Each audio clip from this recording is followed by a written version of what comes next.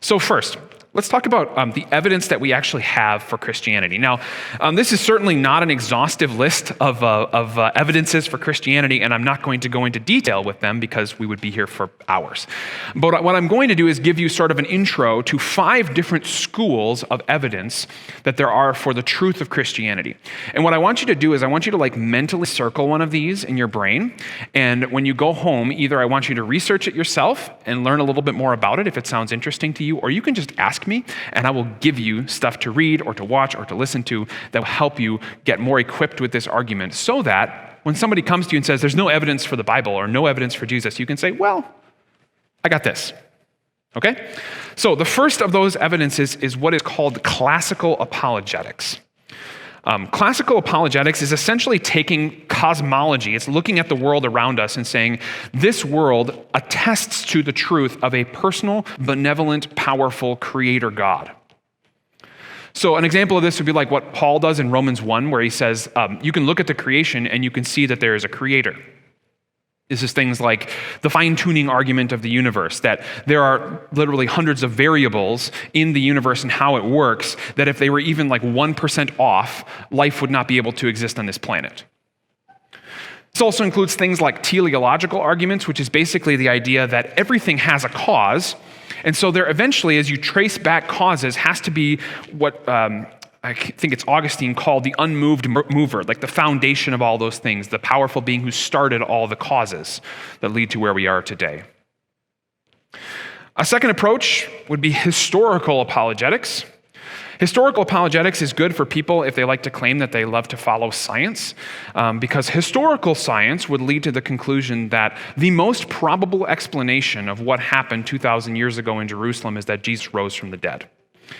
And in fact, you don't need to use the Bible to prove that. The Bible, of course, will fill in a whole bunch of gaps in the story for you, but if you would just use secular historical evidence, you would have to come to the conclusion that the most probable explanation is that Jesus rose from the dead.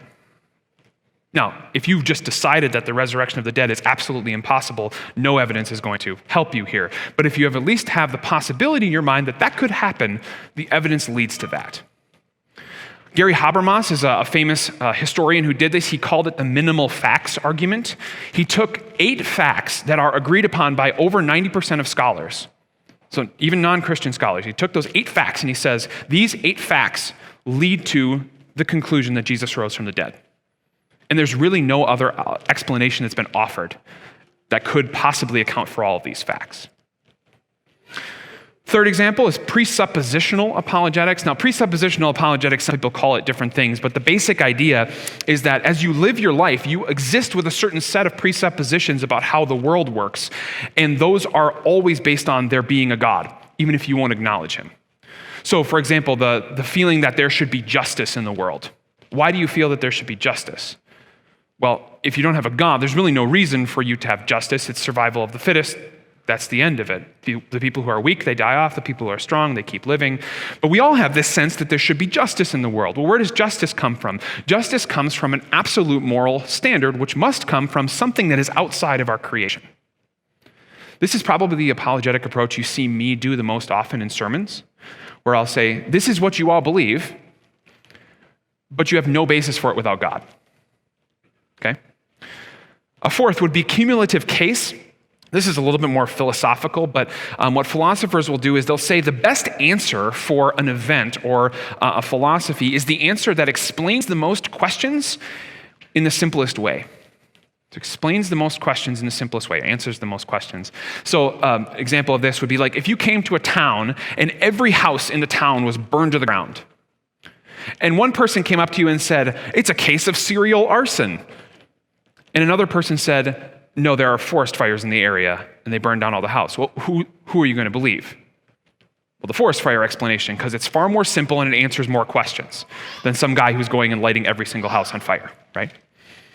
The same thing is true with Christianity. Cumulative case apologetics is the idea that the background of a benevolent, personal, powerful God who sends his son into the world to die for sins, to forgive them without any works being paid back to him, answers, well, I would say it answers every philosophical question with one event.